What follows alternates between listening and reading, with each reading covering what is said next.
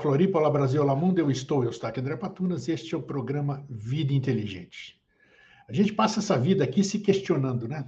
Por que eu estou aqui? O que eu estou fazendo? Quem sou eu? Eu pedi para estar aqui, não pedi? Que vida é essa? Para onde eu vou? O que vale a pena eu fazer? Não sei, não sei. A gente vive cheios de não sei. Hoje ainda estava pensando com os meus botões aqui, né?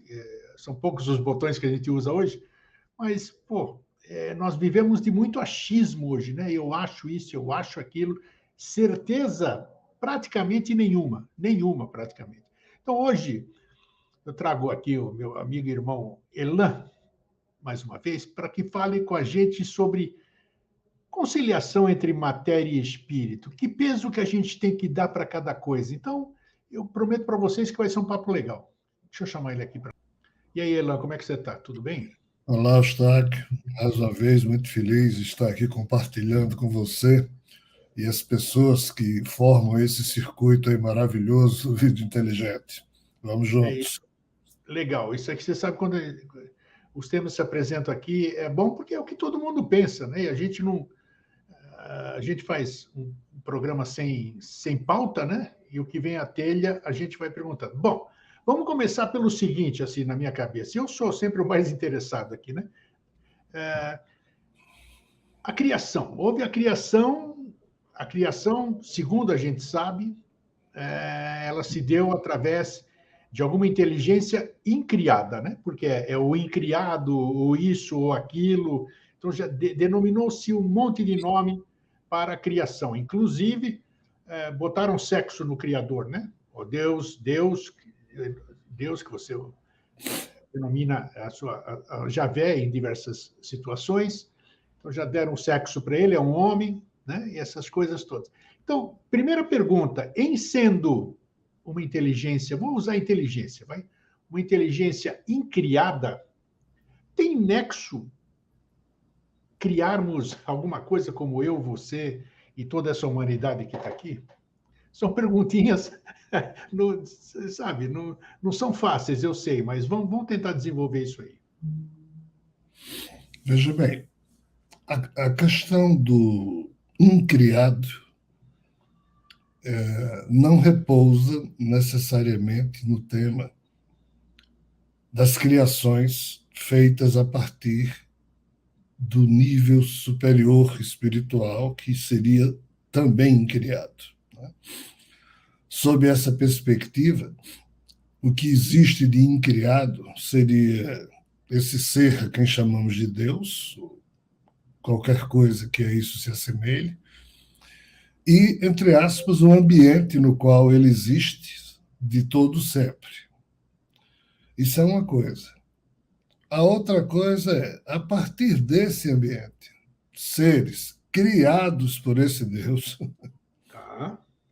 esses seres funcionam, existem nesse nível de espiritualidade superior, e de lá, algumas classes desses seres foram se transformando ao longo aí da eternidade naquilo que entre nós, humanos, nós chamamos de, entre aspas, artistas. Aqueles que criam coisas novas. Antonine Meyer é uma escritora canadense e ela se diverte com a imprensa quando, de vez em quando, alguém no início da sua vida, em que ainda ela não era muito conhecida, algum repórter perguntava, mas para que você escreve livros se poucas pessoas vão ler, blá, blá, blá, alguma coisa assim. Isso. E ela dizia, meu filho, é porque eu me considero artesã do 8º dia da criação. Como assim? Olha, Deus criou essa coisa, pelo menos é assim que a Bíblia diz, e os outros livros religiosos também. Ele trabalhou um dia, 2, 3, 4, 5, 6. Ele resolveu descansar no 7º, mas eu desconfio que ele não terminou. Então, eu trabalho nesse 8º dia da criação. Boa resposta. Eu faço meus livros, eu acho que é para isso que os passarinhos cantam, que todo mundo vive. Bela resposta. Então, assim, essa coisa de ser artista, de fazer algo, de contribuir com a vida que já existe, compondo uma nova música, um novo poema, um novo livro, uma escultura, um trabalho artesanal, um quadro, uma gravura, seja o que for. É exatamente esse o sentido, meu irmão Eustáquio, que os espíritos têm transmitido de que lá atrás, vários dos espíritos gerados por esse Deus incriado se tornaram artistas, vamos assim falar, e começaram a criar universos, do jeito que nós criamos música, livros, poesia. Esses seres criam universos como forma de expressão artística da sua capacidade mental e com o intuito maior de, entre aspas, homenagear esse ser incriado, a quem nós chamamos de Deus. Então, se esse raciocínio, se essa forma de entender é verdade ou não, as gerações futuras poderão um dia descobrir isso. Eu desconfio que deve ser, porque essa é, entre aspas, a contextualização menos esdrúxula ou mais razoável, que, frente aos fatos, tá? Eu conheço e vou tentar justificar por quê, ainda que no âmago dessa história esteja um problemaço, que é essa coisa de ser incriado. Nós, humanos, com o nosso cérebro, a gente consegue imaginar tudo, mas tem que ter um início e pode até não ter um fim, mas o início tem que ter. Com certeza. Né? Mas essa coisa não tem início. Que coisa? Essa eternidade para trás, onde esse ser que também teria sido incriado. Então, assim, se a gente conseguir aceitar isso, o fato de que passa a existir, a partir de um certo ponto dessa história, seres co-criadores que se tornam artistas, criando outros universos que não existiam, mas a partir do momento em que existe, passam a ser também eternos, é essa a pretensão desses artistas. No nosso caso, alguém fez isso, mas criou uma obra que não tem nada de eterna e é terrivelmente problemática. Ponto. As mitologias dizem o quê? O Rig Veda, que é um dos Vedas clássicos da espiritualidade hindu, diz o quê? Diz que o Senhor Krishna, que é um avatar que é Shava, ou seja, um avatar criado com o código-fonte definidor pessoal, tanto de Brahma, quanto de Vishnu, quanto de Shiva, ou seja, dos três senhores da Trimurti. E Krishna foi o maior, e é o maior avatar por eles criado juntos. Krishna chegou para Brahma dizendo: Brahma, lá atrás Shiva chegou para você e lhe perguntou: Brahma, você não tem vergonha dessa criação que você fez? Porque não foi boa.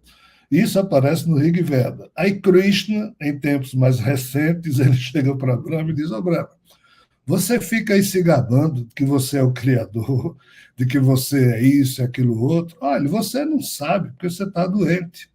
Mas saiba que existem milhões de seres criadores como você e existem milhões de outros universos. E nenhum tem esses problemas todos, não. Entendeu? E tem mais, Brahma. Eu, Krishna, sou o ser supremo. Eu sou maior que você, Vishnu e Shiva. Então, assim, observe o que eu estou dizendo, dizia Krishna. Voltando aqui para a gente, e para finalizar a minha primeira intervenção, frente à sua pergunta, quando cada criador desse vai criar, gerar sua obra, ele escolhe as cores, a textura, ou as palavras, ou o estilo. E no caso de criar realidades, você tem que escolher as componentes. E a componente do que a gente chama matéria e a componente do que a gente chama espiritualidade. Né? Isso. Essas componentes, o que é que a ciência diz? Que seja lá o que for a nossa realidade, essa realidade na qual eu e você e todos os que nos veem estamos inseridos é composta por 5 elementos. Antes era só 4, mas depois descobriu-se o 5º elemento. Que elementos são esses? Espaço, tempo, matéria, energia e informação. Por quê? A energia existe, a informação incide sobre a energia, cria um tipo de, entre aspas, matéria, e aqui surge o tempo e o espaço. O tecido do espaço-tempo da nossa realidade é formado exatamente por espaço-tempo, porque energia e matéria foram assim combinadas pela informação. Aí a pergunta é: essa informação veio de onde? Boa. Da mente do artista. Isso é o que se chama colapso quântico. O artista teve uma ideia, ou seja, a informação, criou a energia, colapsou das muitas possibilidades aquela que ele queria, e disso surgiu uma nova realidade, ou seja, uma criação formada por matéria, energia, espaço, tempo, de acordo com a informação que o artista mandou. Então, assim, sob essa perspectiva, se nós formos analisar como trabalhar a questão da natureza material dos nossos corpos transitórios, com a natureza espiritual das nossas almas eternas, essa é a equação na sua face inicial. Em termos de ser humano, e concluindo agora a minha resposta, todo ser humano tem em si essas duas componentes. A natureza, o psiquismo da sua natureza animal e o psiquismo da sua natureza espiritual.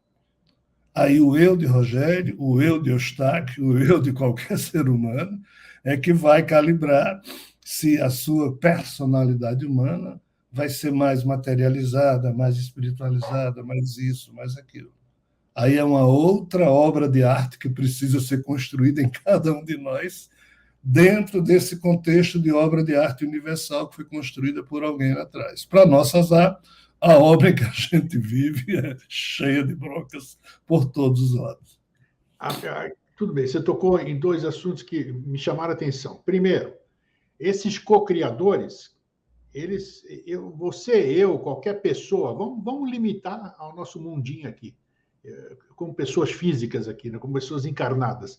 Para a gente ter uma ideia, a gente não tem ideia, a gente sabe que capta alguma coisa que já existe, porque senão eu não posso criar o que não existe.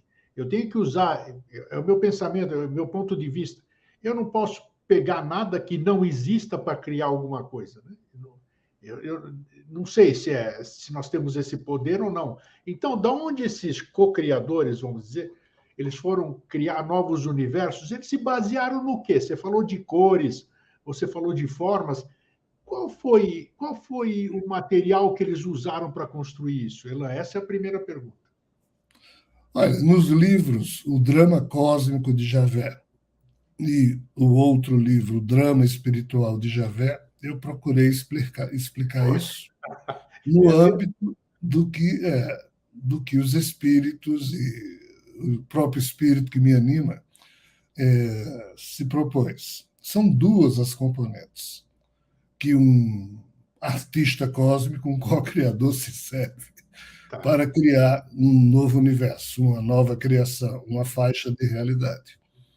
A primeira delas é o que se chama a matriz primeva, que existe advinda da radiância desse ser que é imanente e transcendente e que é incriado. Perfeito. Ou seja, o fato desse ser existir, dele é emanado uma imanência e um tipo de pulsação que gera uma matéria-prima que pode ser utilizada por outras mentes.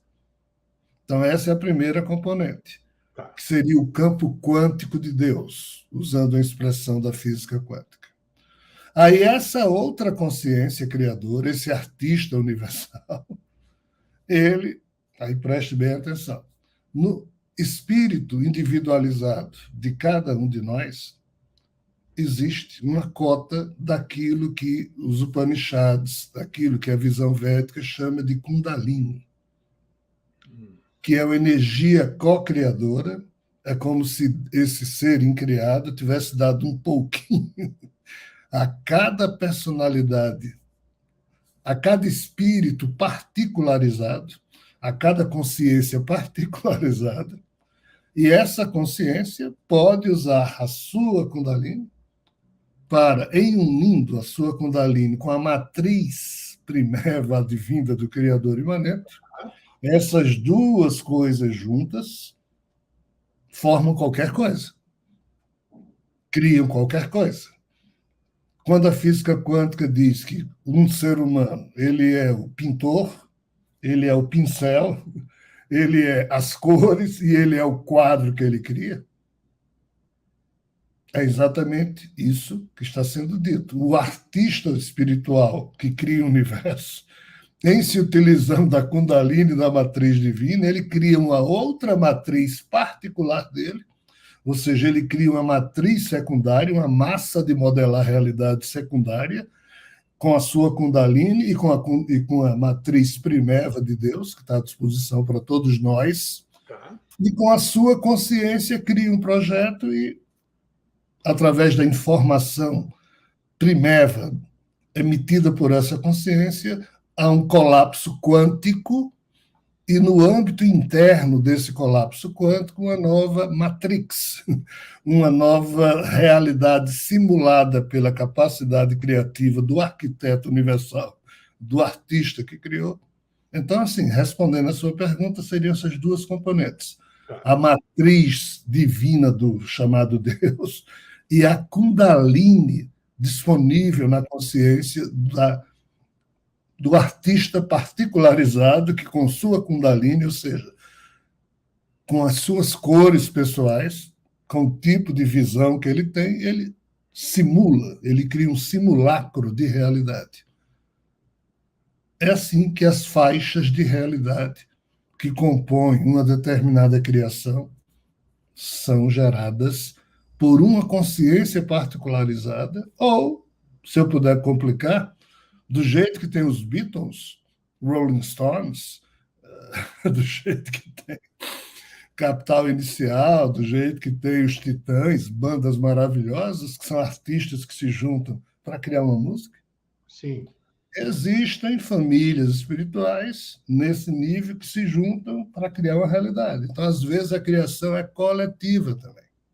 Então, irmão Eustáquio, há de tudo nesse contexto de realidade que para nós parece uma ficção, parece uma coisa imaginária, mas segundo as fofocas que rolam, seria mais ou menos isso que está situado no muito além, no que se refere ao limite das fronteiras da nossa percepção.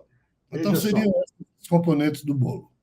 Tá. Considerando, então, o imanifestado, tudo a gente fala em plano espiritual.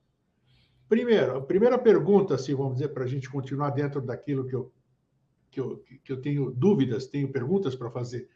Por que nós tivemos que ter...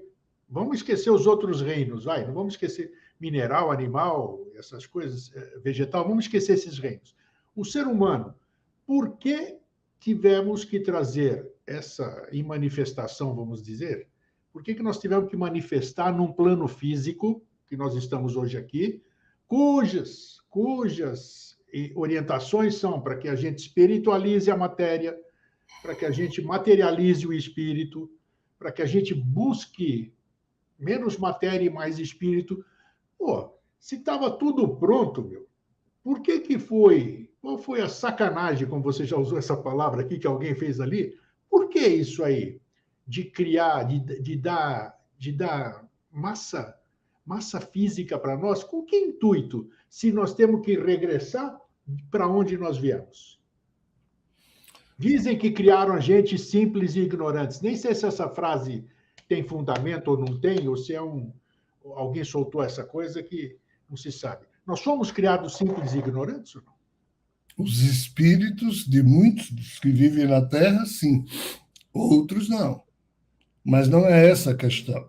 Tá. A principal pergunta que você fez é por que a matéria é desse jeito. Né? Isso aí. Esse é o problema. Por que a gente precisa espiritualizar a matéria? Porque no âmbito da criação, quando o tal artista imaginou criar uma massa de modelar realidade, ou seja, um tipo de energia, e fez com que o seu projeto incidisse sobre essa energia, ou seja, a informação, para criar um tipo de matéria para surgir o espaço e o tempo, o tipo de matéria que ele criou foi podre. Foi uma matéria apodrecida. Porque foi uma matéria que foi produzida pelo fragmento do seu corpo mental ao cair na própria criação. Então, cada fragmentozinho desse veio podre. Cada elétron veio com uma memória, porque o elétron de todas as partículas quânticas, próton, nêutrons, fóton, neutrinos, elétron, James Charon, físico nuclear francês nos anos 70, em experiências que hoje já foram confirmadas, percebeu que o elétron tem memória. O elétron tem uma memória, ele vivencia, tudo que ele vivencia, ele guarda. E detalhe, Eustáquio, o número de elétrons que existiam na hora em que a ideia se condensou como matéria e explodiu no Big Bang, o número de elétrons que existiam antes juntos e que agora estão espalhados no universo é o mesmo. E os elétrons todos continuam entrelaçados, apesar de espalhados, porque isso é a mente do Criador caído.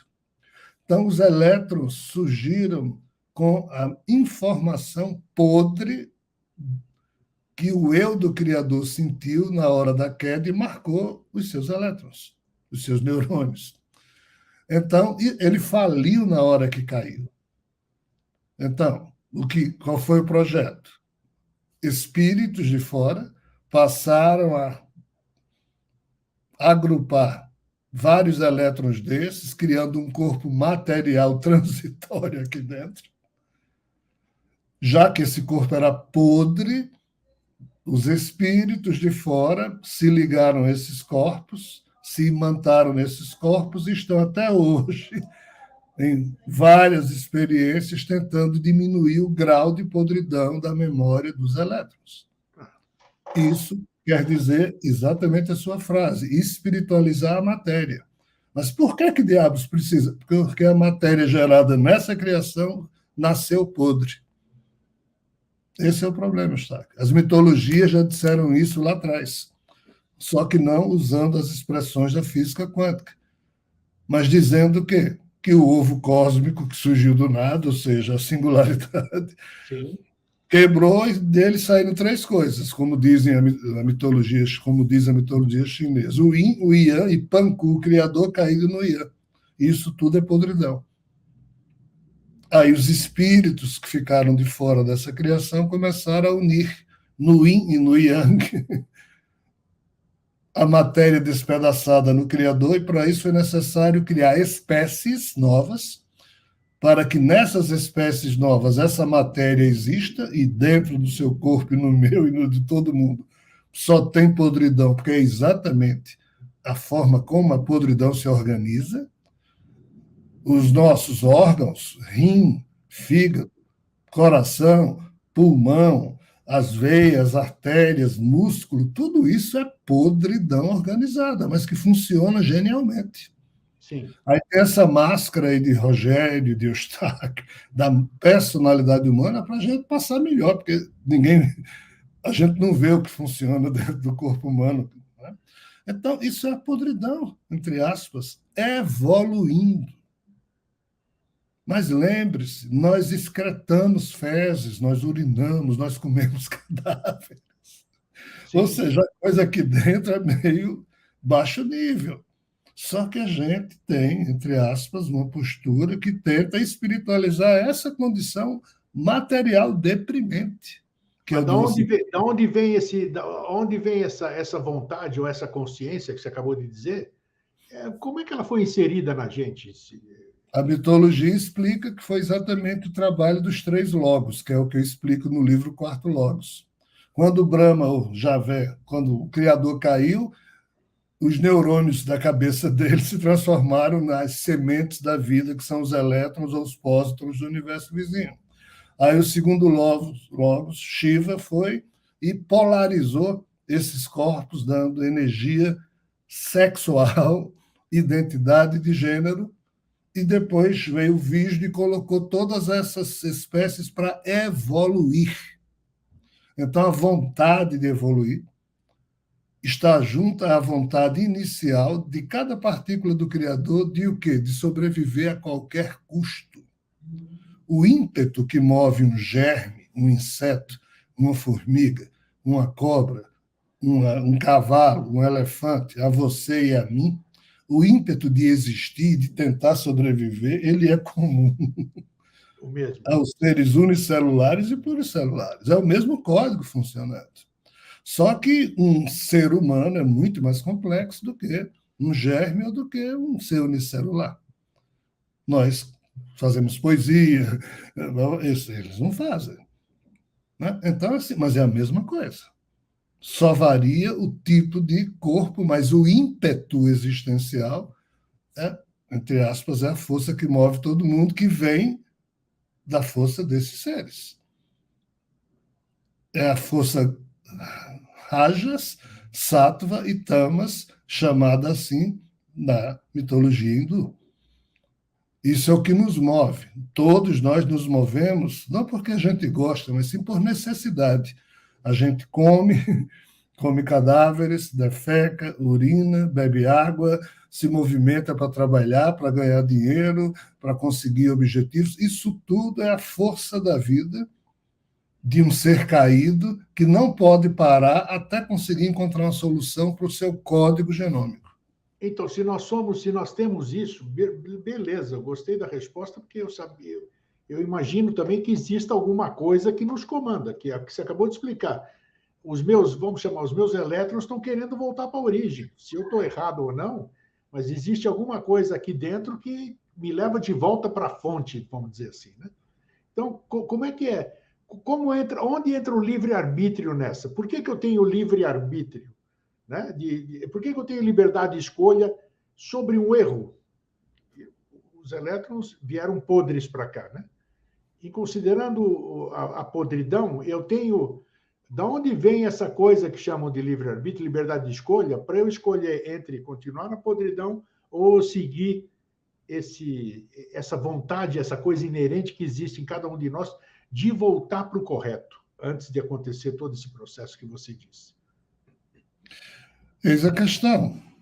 Sob uma certa perspectiva, na hora em que um espírito toma um código podre e dele se vê obrigado a gerar um novo corpo, e neste novo corpo imantar a sua consciência, criando um novo personagem que vai ter um ego, o espírito ele é obrigado a fazer isso. Ele não tem o livre-arbítrio de dizer não vou fazer isso. Ele faz. Só que o eu de um espírito é o eu de um espírito. O eu que surge a partir de um corpo humano é um outro tipo de eu. Aí este eu, chamado Rogério Eustáquio, já se vê existindo com um nome que deram. Tá. E você se auto-identifica com esse nome e vai até o fim da vida pensando que é Rogério Eustáquio, quando isso é um truque. Isso é um ardil. Para que Rogério Eustáquio sintam as dificuldades da vida, sintam os problemas dos seus códigos pessoais, ou seja, o genoma de cada corpo, e vá, entre aspas, corrigindo ou piorando as marcações genéticas, que são receitas gênicas que produzem proteínas e cabe ao nosso eu, nesse ponto, ter livre-arbítrio para optar por esta ou aquela situação. Mas é um livre-arbítrio reduzido, porque na Gênese não tem livre-arbítrio nenhum. O espírito, ele cria um corpo e esse corpo vai ter um personagem que vai existir. Isso aqui é uma obrigação. Isso é uma escravidão. Isso, na verdade, é um ultraje. Não tem nada de ético nem de decente. Eustáquio e Rogério, seja quem for, está existindo. Aí, uma hora, Rogério para e diz, mas por que eu existo? Eu, Rogério, não pedi para existir. Por que eu estou aqui? Então, assim, ético não é. Decente também não é. E o pior, ninguém explica nada. Você é jogado no fundo de um poço e você, em pleno nadar para tentar sobreviver ao fundo do poço, você vai pensar sobre questões sofisticadas, como por que estou aqui, como eu posso embelezar o ambiente, mas, ao mesmo tempo, nadando o tempo inteiro para não submergir. e sem ter pedido para fazer isso, e sem ter culpa nenhuma no cartório.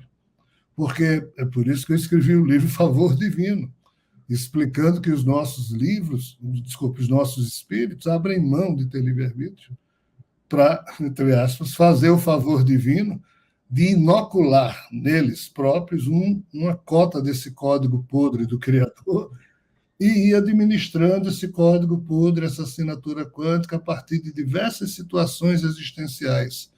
Aí vou envolver desde reino mineral, animal, vegetal, e alguns já surgem simples ignorantes para existir como ser humano. Aí várias vidas na condição humana administrando o mesmo código-fonte, a mesma assinatura quântica. É o mesmo. O Espiritismo não fala nada disso, não tem a menor noção do que eu estou falando aqui. Infelizmente, o movimento espírita não foi adiante, mas a física quântica permite nos dar a ideia de que o espírito usa o mesmo kit de elétrons a cada vez que ele pega um corpo novo na roda de Sansara. Olha Agora, bem como é complexo. tá, me diz uma coisa aqui. Eu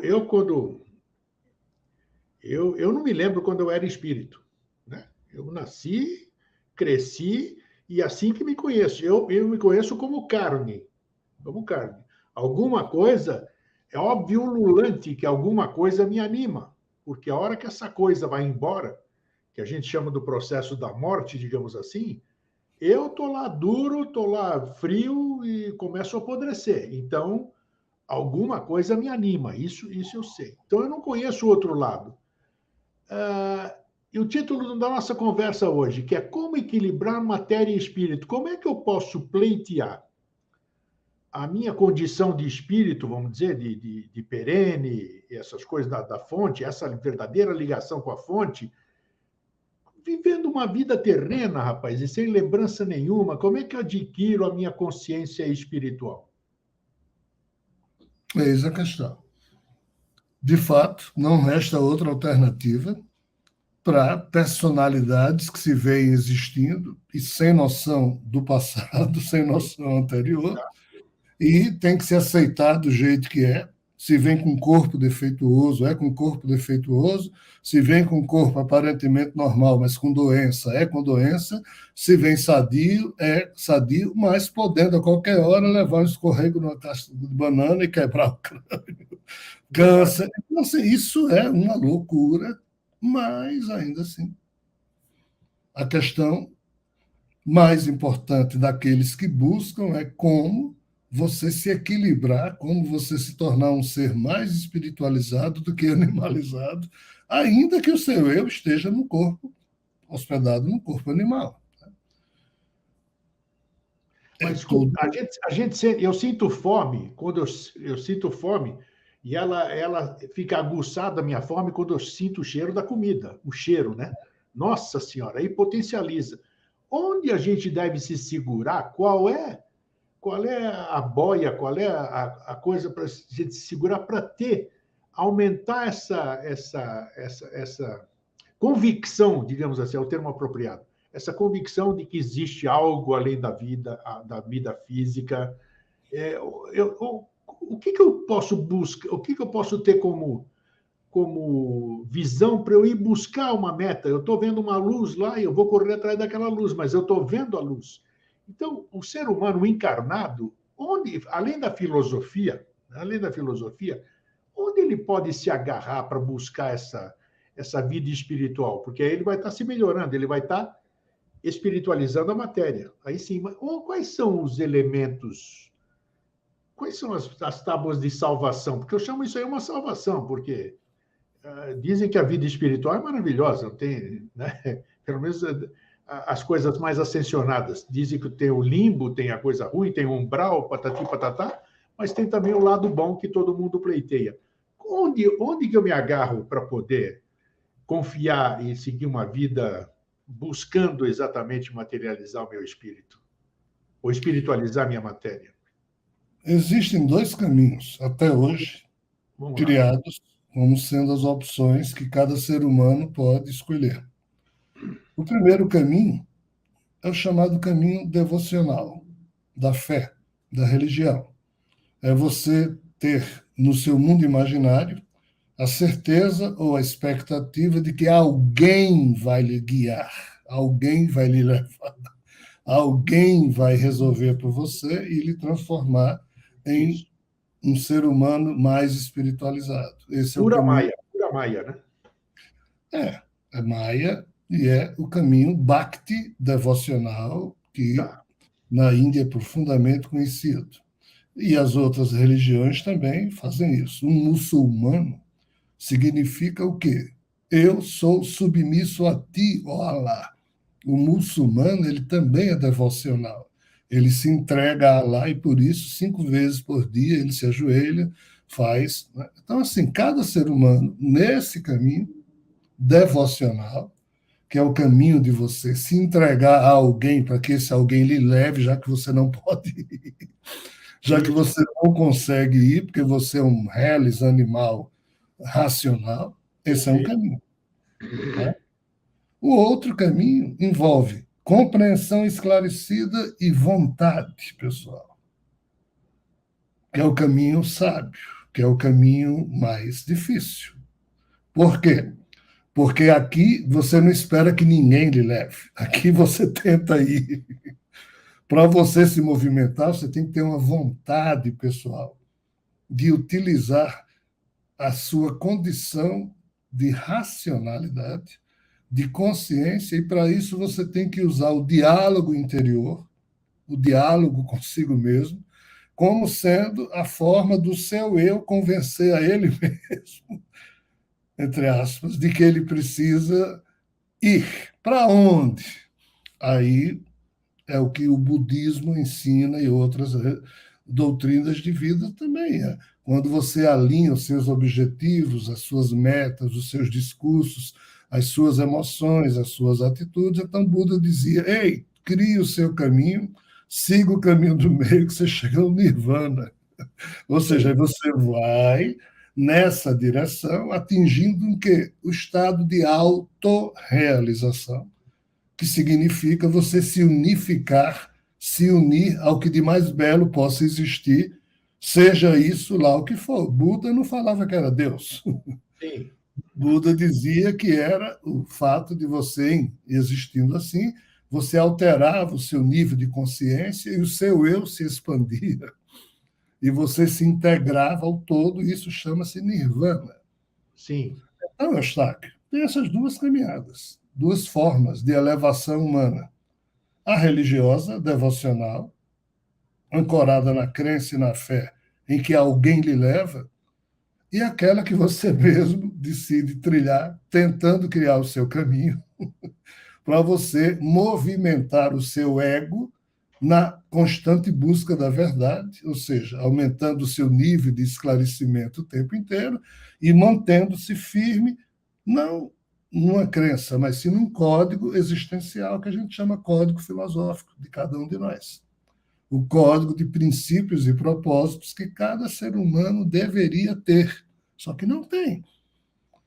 Por quê? Porque quem vai de acordo com o que o vento empurra ou alguém leva, vai. De qualquer modo. Muita gente acredita em Deus e é corrupta. Ah, sem dúvida. Pô. Mas por que essa pessoa se permite ser um corrupto terrível e, ao mesmo tempo, fala em Deus, está na ponta da língua, toda hora fala em Deus, Jesus? Como é que é possível um ser humano usar o nome de Deus, de Jesus, para suas próprias cretinices?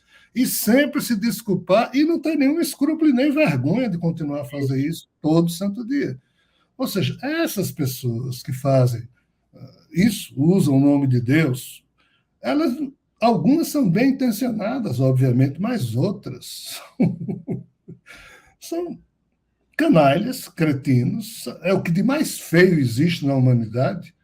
Por quê? Porque existe assassino e gente pervertida que não disfarça que é. Mas tem gente que é assassino e pervertido e disfarça isso usando o nome de Deus e de Jesus.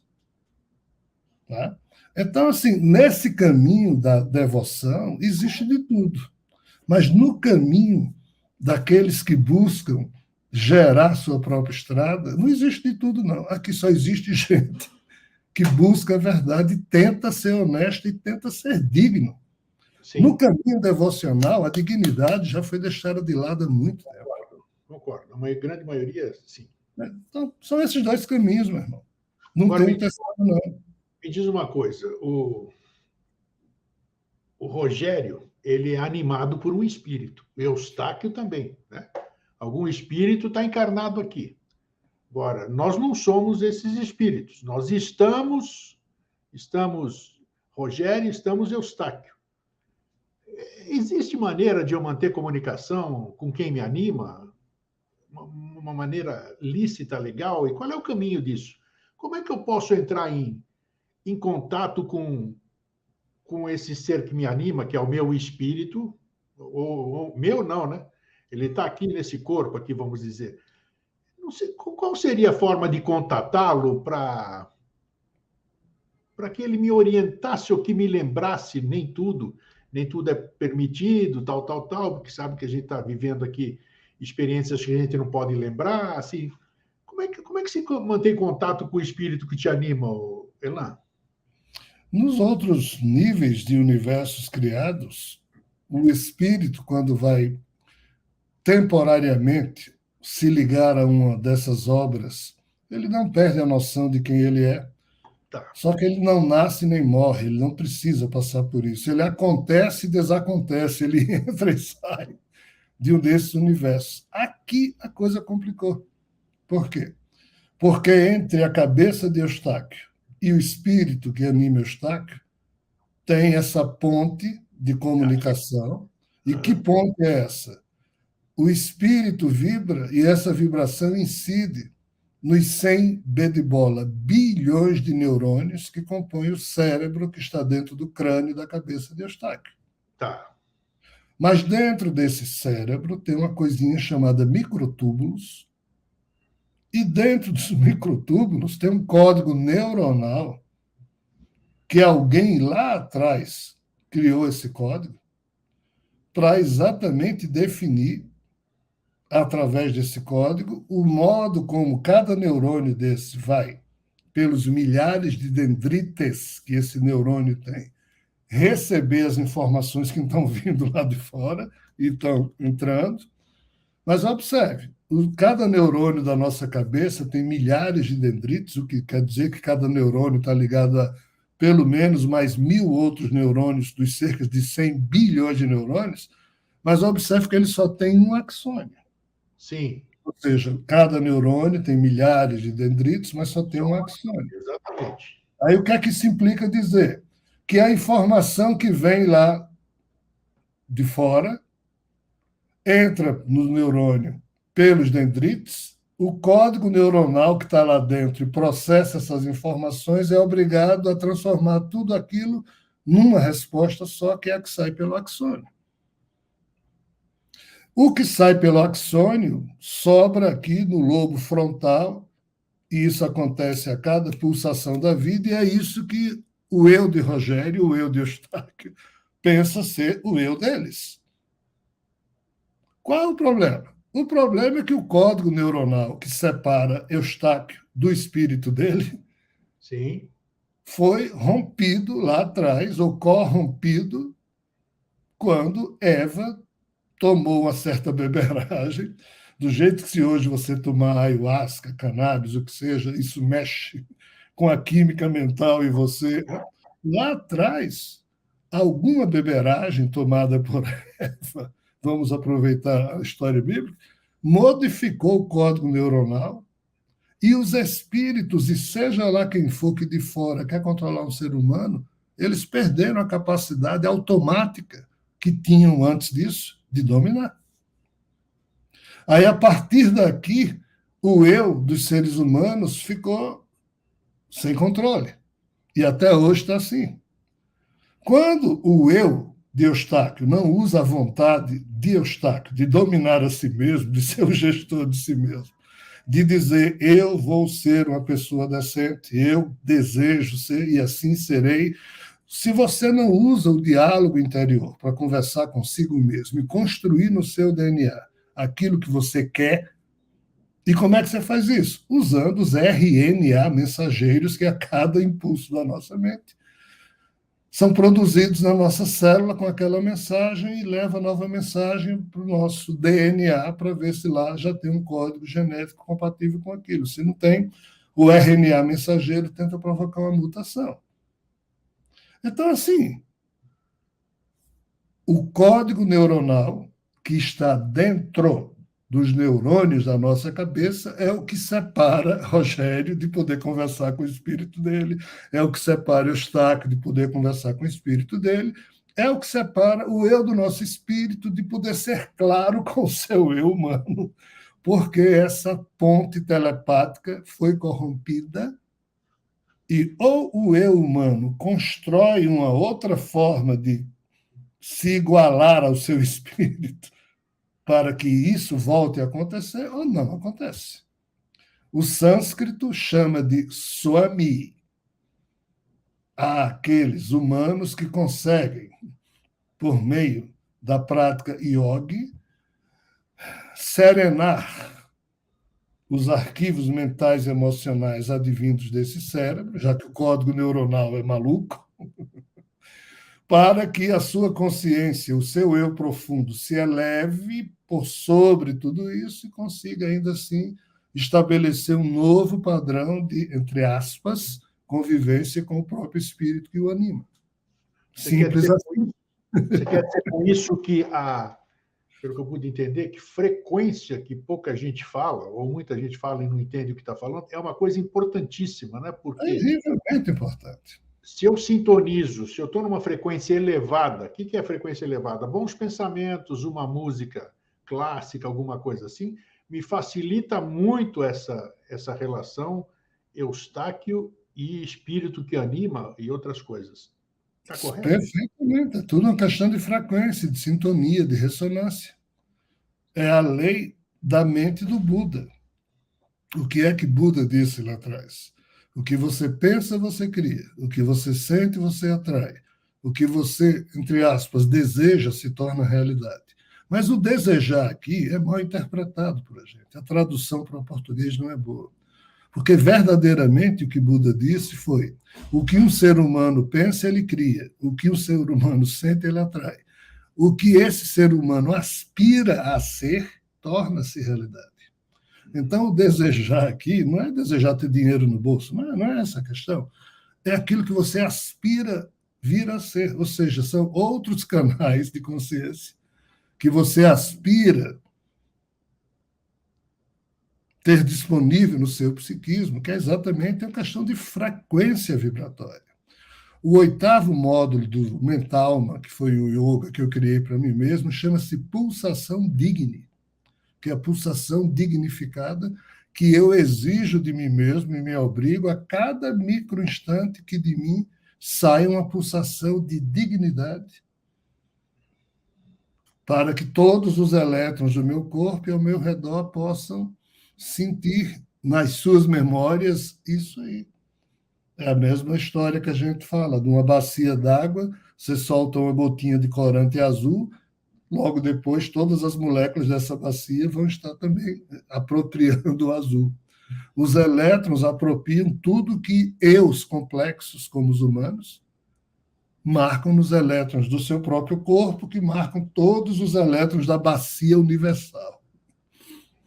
Então, quando, a todo instante, quando eu acordo e durmo, eu cobro de mim mesmo se eu estou tentando ser digno, antes mesmo da gente começar esse programa, não é sempre que eu posso, mas eu estava aqui há uns 20 minutos, eu estou no quarto de hotel aqui em São Paulo, eu estava fazendo a minha segunda meditação matinal, que eu tirei 20 minutinhos, né? E a última, entre aspas, a última etapa dos meus exercícios respiratórios e meditativos é quando eu me pergunto: eu estou tentando ser digno em tudo que penso, sinto e faço? Quando eu digo sim a mim mesmo, é uma explosão de energia, porque eu não posso mentir para mim mesmo. Isso aqui é diferente. Eu dizer, Deus me ajude, me leve no seu colo, eu sou um pecador. Mas eu faço diferente. Eu tento cobrar de mim mesmo a certeza de que eu estou tentando ser digno E se eu me perceber errado, eu não fui digno, eu errei ali, não, mas eu vou continuar a tentar a ser, mesmo errando, eu vou tentar acertar aquele erro, se eu tiver... Ou seja, é o eu do ser humano sendo gestor de si mesmo. Esse é o único nível de livre-arbítrio que a gente pode ter. É mesmo nadando, desculpa a expressão, na merda, tentar se manter limpo. Isso, com a cabeça de fora. A gente não possa sair dessa piscina. Ô, Elan, aqui, se a gente for pensar, tem muita gente que fica ou indóida, fica com problemas mentais, tentando descobrir o que existe além da vida e essas coisas assim, assado. Muita gente chega a ficar fora de si, chega a enlouquecer, vamos chamar assim, no extremo. Do lado de lá, fora do mundo material, no mundo espiritual, o desencarnado, ele tem loucura também ou não? Ele pode ficar desorientado? Os questionamentos que ele tinha na vida física, na passagem dele para a vida espiritual, ele leva tudo que ele tinha aqui, como dizem que você leva exatamente o que você era. Qual é a verdade nisso tudo, Elan? 100%. Um espírito não consegue enlouquecer lá na espiritualidade. Ele enlouquece aqui como ego humano, e tudo que acontece com o ego humano de um espírito marca-se nele próprio. Puxa, na espiritualidade, aqui é um paradoxo.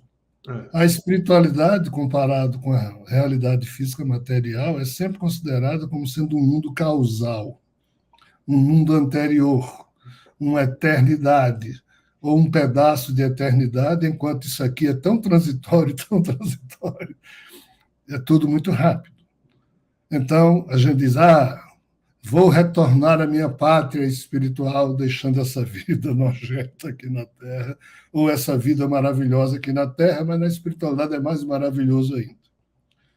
Mas, assim, qual é o paradoxo? Mesmo o nível espiritual sendo um nível causal para os nossos espíritos, mas isso é meio falso, porque, de fato, o palco planetário das causas que movem a consciência espiritual não é o do nível espiritual, é o da vida física, porque aqui tem um genoma do Criador que está no corpo da gente, e é esse genoma que o eu de cada um de nós mexe, ou é por ele mexido, e seja lá qual for a situação, o resultado disso marca-se no espírito.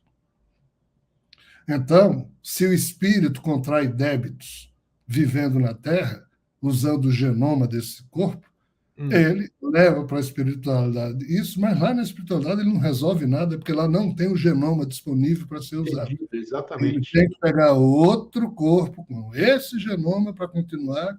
É essa, entre aspas, a situação, o que faz com que a causa se transfira de lá para cá e isso aqui seja um mundo causal. Por quê? Porque a causa dos nossos problemas reside nessa faixa de materialidade, que é o genoma podre do Criador. Então, sim, um espírito, ele inevitavelmente leva 100% dos arquivos memoriais, das lembranças e das emoções a elas associadas, 100%. Quando esse corpo da gente morre, a primeira coisa que passa na consciência é um filme. É o filme memorial das nossas lembranças. A maioria diz isso mesmo, em segundos passa a vida inteira. Porque o cérebro está se desligando, é igual um computador. Quando a gente desliga, ele demora um pouquinho antes de desligar, mas desliga. Esse demorar um pouquinho é porque ele está sonhando, vamos assim dizer, do jeito que a gente também vê o filme da consciência quando esse corpo morre. Se o seu eu ficar preso a alguma lembrança dessa, dinheiro em banco, raiva que você tem de fulano, problema mal resolvido com ciclano, ciúme, apego, aí o seu eu vai ficar meio que cego para as questões mais sublimes ou mais sutis do nível espiritual que lhe espera. Você nem vai. Você fica por aqui porque você se fixa e entra no pesadelo daquelas memórias da sua última vida. Isso vira uma bolha psíquica que aprisiona o seu eu. Aí você pensa que está vivo quando não tem mais um corpo biológico que já morreu, mas você também não está na espiritualidade. É o chamado limbo. Você está ali. Então, sim, o espírito ele é 100% responsável, ainda que ele não goste, pelo que o seu ego humano faz ou deixa de fazer. E para finalizar, tudo isso aí que eu levei na minha sacola, do corpo material para o corpo espiritual, vamos dizer assim, vai ser comigo, vai estar comigo até a próxima oportunidade, vamos dizer, até a próxima encarnação. Eu vou voltar com o saco que não tem jeito de eu resolver do lado de lá alguma coisa que era daqui. Não tem. Opa, olha aí. Se cuida aí, gente. Vamos aproveitar enquanto estamos vivos aqui. Ó. Não tem, né? Não, você pode fazer curso de crochê, de costura, de música, de carpintaria na espiritualidade e aumentar os seus talentos, mas você não os poderá trazer para a próxima vida, porque você vai trazer o código anterior. Se couber nesse código anterior, você pode até colocar no genoma do seu futuro pai e mãe essas novas habilidades que você na espiritualidade conseguiu. Mas quando você tem karma pesado, esqueça. Então, você vem sempre com a sua bagagem. Karma só se resolve, as pendências que você adquiriu na vida física, você só resolve na vida física, é isso? 100% verdadeiro, é isso que os espíritos dizem. Olha Essa é uma certeza que, em tese, a gente pode colecionar como muito provável. Olha que fria isso, porque a gente vê em algumas situações aí, em contato, vamos dizer, em grupos espíritas, em casas espíritas, pessoas se reconciliando, ou então o espírito, por exemplo, né, o espírito arrependido de um ato que cometeu, e o como que se diz? Quem foi a vítima disso, vamos dizer, perdoa. Não vale nada, né? Não. Bem, tem um valor. Nós temos dois problemas quando a gente aciona os mecanismos do karma. O que a gente marca na gente mesmo é uma componente, e a outra componente é o que a gente marca nos outros. Se eu fiz um mal a você e você me perdoou, mesmo você estando do lado de lá. Isso, melhor para mim. Mas o meu problema de fazer mal continua em mim. A causa de eu ser um estúpido continua me marcando. Pior seria se, além de eu continuar estúpido, você continuasse com o dedo para mim. Você é um filho da mãe, canalha, cretino. Eu exijo que você sofra, porque você me fez sofrer. Aí o peso é maior. Então, imagine que eu fiz mal a 500 pessoas, a 5.000 pessoas, a milhões de pessoas. Só a ignorância humana em relação a isso permite que canalhas continuem sendo canalhas porque pensam que nunca vão se encontrar com o resultado que fizeram, mas é inevitável. O que sai de um ser humano volta para ele. O que sai de um ser cósmico, seja ele de que tipo for, volta para ele. Questão de tempo. Então, como a gente fala aqui no mundo material, né? No mundo físico, a cautela, a prudência, na dúvida não ultrapasse. Se tudo isso que a gente conversou, você acredita ou não, é problema seu, mas eu já fico aqui com as informações que eu tenho, que não pensa que passou do lado de lá, segundo o Elan está nos dizendo aqui, passou do lado de lá, o problema resolveu? Resolveu nada. Você vai voltar em alguma situação aí para resolver um problema que você acha que você não levou. Então, caldo de galinha, precaução e água benta nunca fez mal para ninguém, né? Então, acho que é isso que a gente chama de vigilância dos sentidos e o eterno vigiar e orar, né? Exatamente. É por aí, né? Então, é isso aí, meu brother. Muito obrigado mais uma vez pela sua disposição em compartilhar conhecimento e até a próxima oportunidade. Tudo de bom. Obrigado. Gente, é gostoso bater papo assim, né? Porque são coisas que, como é que se diz?